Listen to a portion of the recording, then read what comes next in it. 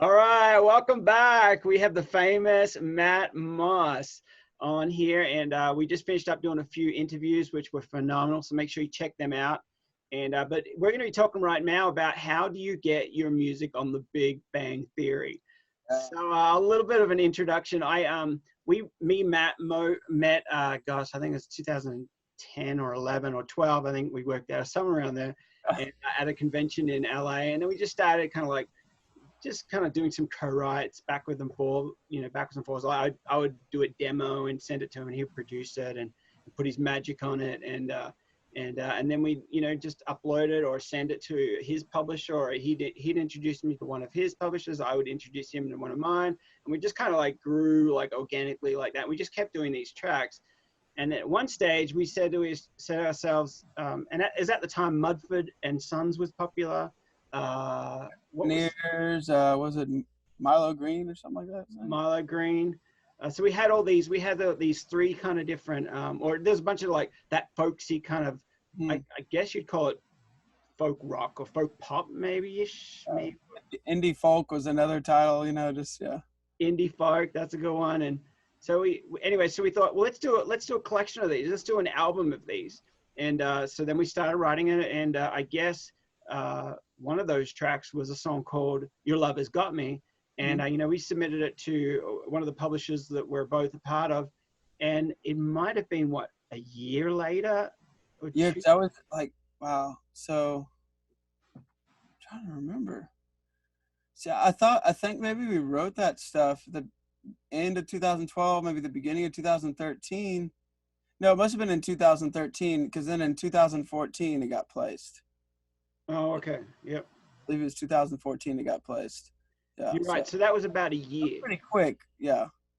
That was pretty quick. And I remember we went to a big conference that a lot of people knew us there, and we're like rock stars. Yeah. It's so funny. It's like, oh, you guys have got this huge placement, and we're like, yeah, we haven't even watched the show before, and we didn't even know.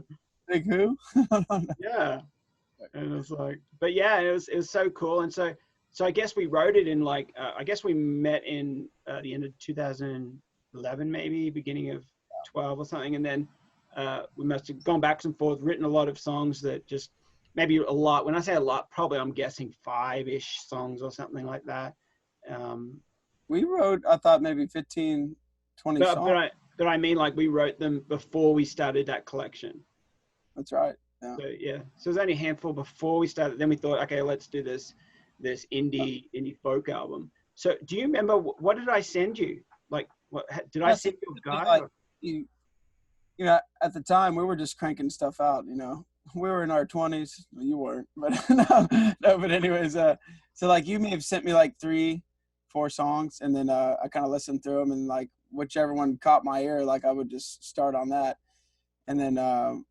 It seems like there was 1 or 2, like we just never really finished because it wasn't that great. But then you sent, so you sent maybe 8 songs and 9 songs, and we picked 5 of them. And it's funny because I remember one of them, like I think you did the whole thing, but you still gave me credit. No, I don't. No. Oh, you put your moss on it. Of approval. I think I may have mixed it or like, mastered it or something. But the rest of it was like, you just send a vocal, which some of it may have been like, da, da, da, da, like you didn't even have a lyric yet, and then acoustic guitar, and I would start building the whole track over that, and then at some point I'd be like, hey, Steve, you got to redo the acoustic guitar so it'll like, be more in time, just perfectly in time with like the music, and you're like, oh man, I do. I'm like, yeah. Like, you finish something, you're like, all right, now he's gonna do it. So anyways, you sit that back, and then got the vocals just right, and then I think I did a lot of probably O's and Hayes on there too, as you did as well. But we kind of like really collaborated together like that. You're probably the one that got me to start singing. And so, we did, I guess, 5 of those. And, even the one that we thought was the best one wasn't the one that necessarily got placed on Big Bang Theory, but it was just, it's kind of, we went with it. We had that just whatever it was to get us going. Yeah.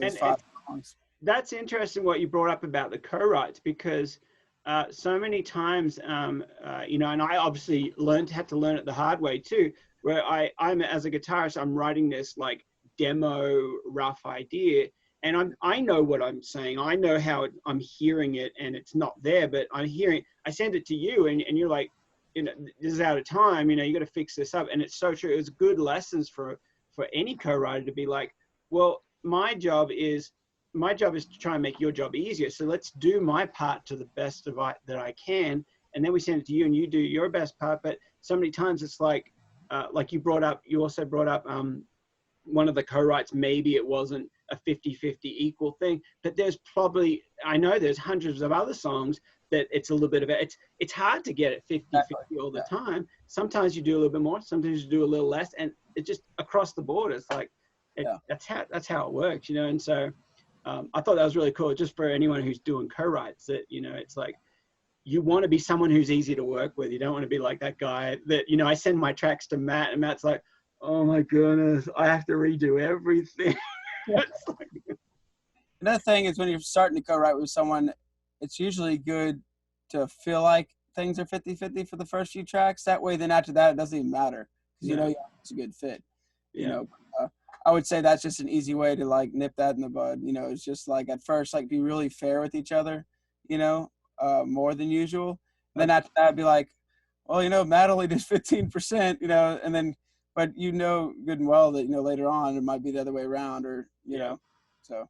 Yeah, absolutely. Well, it's so variable, because it'd be like, oh, well, he's the one that produced it and mixed it, so it must have taken him longer. Well, not necessarily, it doesn't always work like that. And then the other way around, where, oh, well, you just came up with the lyrics. Well, I know. I always treat like co-writes and collaborations more like a partnership, where you're like, well, it's like, I want to bring the best I can, but I have things that you're way better at. Like I want your strength. And it's just like a football team. You've got the guy throwing the ball, whatever his name is. And then you've got the guy catching everybody needs a part. The guy who's on the defensive line, I guess you'd call it, like the big guys, they probably can't throw the ball as well as the other. Obviously they can't, but everyone, it's a team, and so a lot of the time when I'm doing co-writes, I don't actually often do co-writes with, because my strength, I guess, is singing and, guitar and more of a songwriting kind of thing. That's probably my strongest point. And I don't write as much with people that are phenomenal singers and songwriters, and if they can't mix or produce, then I know that I'm, unless I put on that hat as well and be like, okay, I want your voice and your songwriting, I'm just going to produce. And then I don't even actually tell them much about, like, I'll give them suggestions with their writing or whatever, but I want them to do their thing the best they can without me. Sorry, you can produce and mix as well, Yeah, well, you learn it by asking the questions. I've asked you a million questions, like, what's a compressor? Like, why on earth does it have to have a ratio on it? Like, what? Why do I want to attack something? I don't want to attack anybody. I'm passive aggressive. Whatever, So that's awesome. But yeah, so anyway, I think I wrote, we did like pick 9 songs, or I sent you 9 ideas, and you picked and that was great too, because with a collaboration, I'm not sure which one of those is the best. Like, I maybe think that maybe these are. I shoot them over to you, and you're like, yeah, these ones, this one, this one, and some of them line up, and are like, yeah, I like that one too, so let's do that one too. And then some are like, okay, well, no worries, it's like, and then I listened back to it an hour, 2 or 3 weeks later. I'm like, yeah, that's a bad one. Why did I like that one in the first place? And another thing comes to mind that's interesting is, not to get too heavy into like the exclusive and non-exclusive, but Your Love Has Got Me can be used by other libraries. And the interesting thing is, it really hasn't been. Right. So, I mean, that just goes to show you, you just make lots of great music and you just put it out there. It's really a numbers game. You want quality, but once you get the quality, then you can just keep, pumping out the numbers, because that song did and is doing us great, Yeah. and it's a great payday. But guess what? Like, that song isn't necessarily, we didn't listen to that song and be like, oh man, this is going to get placed on all kinds of shows. Because it hasn't. It got placed on that show and maybe a few others. And, maybe we could pitch it more, but it's just, it was right for that scene. And that's the thing. That's the whole thing. It goes back to whether you're producing for an artist, you're producing for a TV show or for a spot. It's all about creating part of the atmosphere in that show anyways. You know, we forget all this is done for movies and TV shows. You know, it's there to make an atmosphere. This happened to be background music in a scene, a coffee shop scene, and it needed to be just the right track. It needed to feel current, and it needed to feel like it was something that would actually be played there, because it was actually, what do you call that, source music? Yep. It wasn't recorded, but it was actually as if it was, you know, they were listening to it, you know, in the scene. So well, it sounded like maybe one of the Lumineers or Mumford. It sounded like something that would be on the same radio station, except for if they wanted to license the Lumineers or Mumford and Sons, or they would be paying, I don't know, I'm guessing like, you know, $200,000 or $300,000, you know, for that. So obviously they want to lower that, and you know, so, but yeah, so same radio station, but that's really cool. So. And so I guess we uploaded it or sent it through the portal of our publisher, that they have a certain system that they went through. So we sent it through them, and then I guess like first of all, we had other songs signed with our publisher. So this was another one that was kind of like further along the line. So we sent that in and uploaded, and then they approved it after like 3-4 months. It takes them a while. And then I guess they're pitching it like whenever they get a brief come in from, or somebody said, you know, a show, like let's say the Big Bang Theory says, hey, we need a song that sounds like, you know, Mumford and Sons / the Lumineers. Do you have anything?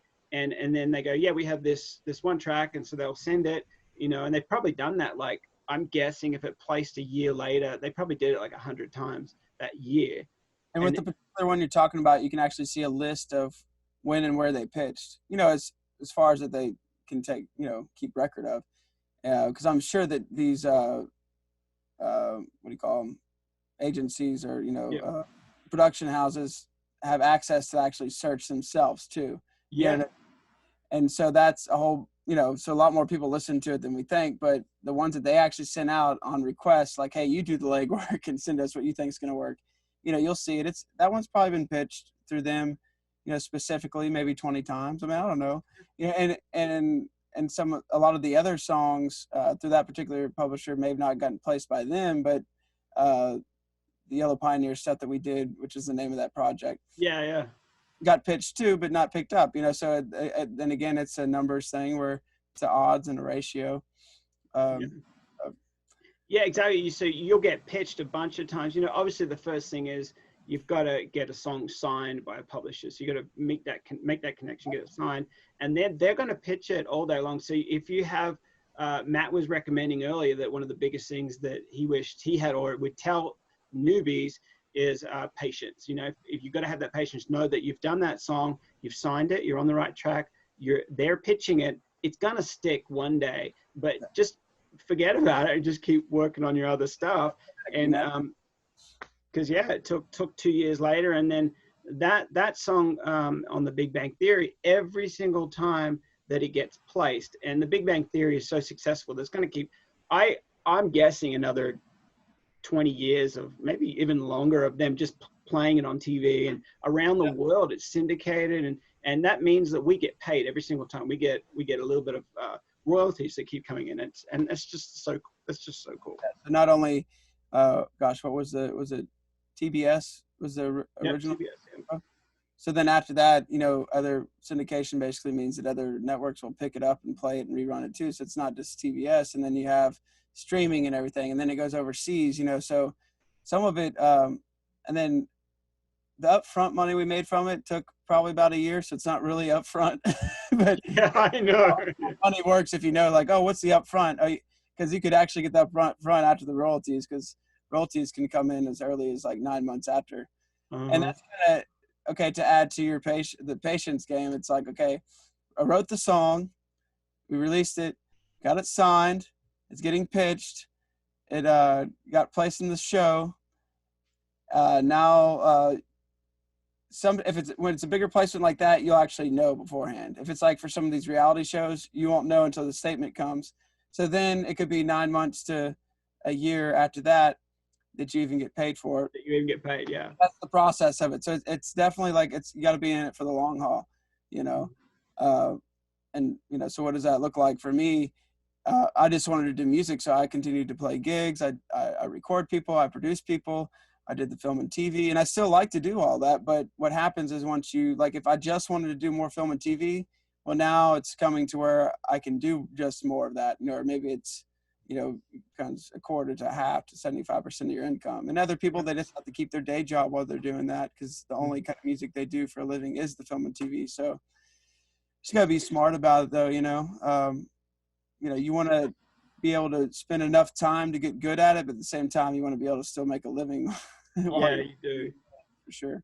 You do, and it's a long-term thing of building up. It's only been recently that I've been able to go full-time, and that's what I'm doing. And of course, I might produce an artist but I don't have to. It's not like, and I might want to go out and do a gig, but it's because I want to go out, not because I have to make $100 or $200 that night. It's like I got to pay the bills, but that's cool, because we started that journey like 2010, 2011, around 11, 12.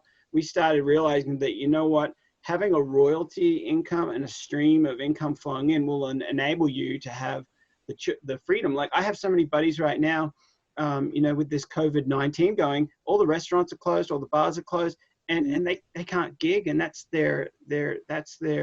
was their income, and it's, having this royalty stream is such a blessing, so. Hashtag blessed. Oh yeah, hashtag blessed. Yeah, we should tag it. Yeah, but it's like, it's so cool, but it's, but it takes the patience, it takes the long game, and I think the coolest thing that we both agree on is that if you're loving it and you're having fun doing the music, it's not even work. No, it's not. Yeah, you just crank it. The work is the part where someone texts you and they're like, "Yeah, I just don't know, man. It sucks." No.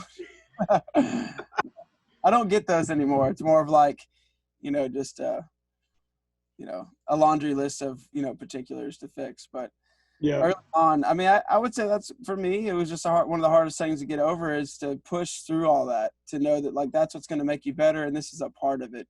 Yeah. It's such a creative thing, and that's more of like on the artist side. When you're working with an artist, especially early on, don't get discouraged when people are telling you to change this and change that, and know your limits of when you should just stop changing things. But at the same time, it's going to help you grow, and the more different kinds of people you work with, you'll see the similarities and the irregularities of the things that you don't really need to do.